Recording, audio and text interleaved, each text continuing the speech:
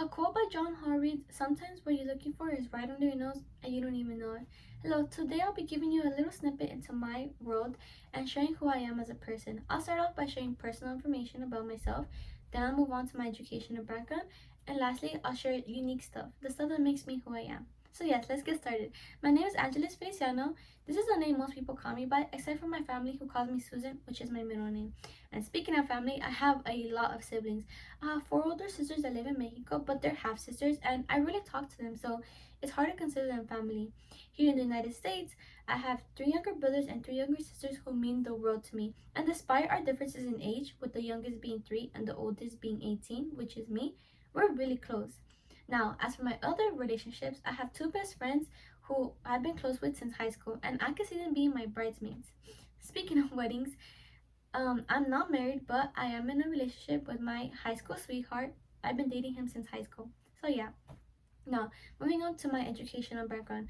I graduated from Science Education Complex, and from there, I went to go study at Glendale Community College for one semester before I transferred to West Los Angeles to continue my athletic career.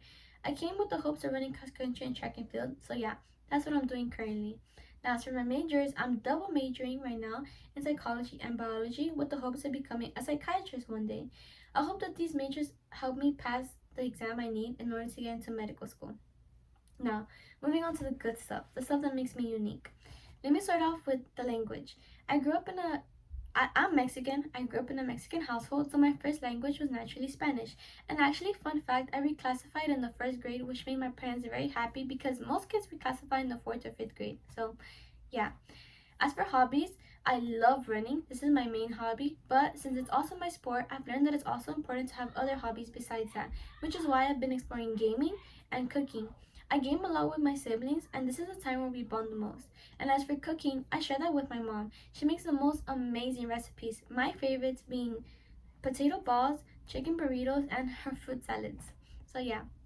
Now, as for my zodiac sign, I was born August 15, 2007, making me a Leo. And actually, a fun fact, I was born on my exact due date, which rarely happens.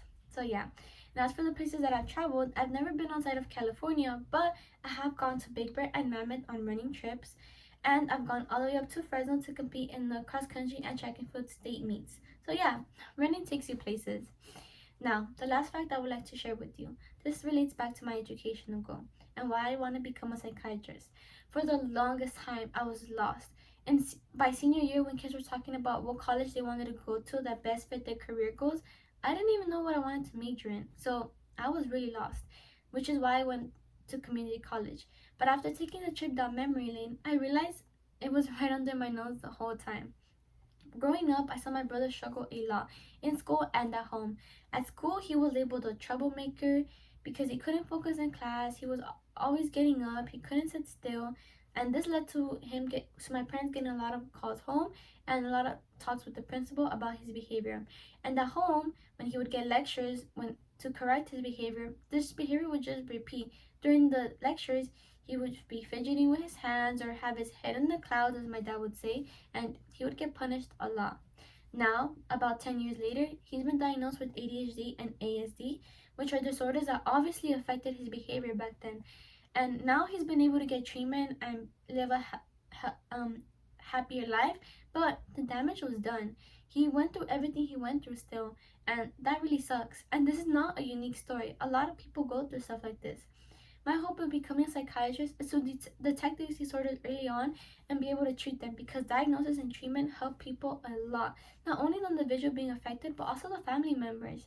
If my brother could have avoided all those things, I know it would have made me feel a lot better. I had to see him suffer, and who wants to see their loved ones suffer? So yeah, that's why I want to become a psychiatrist.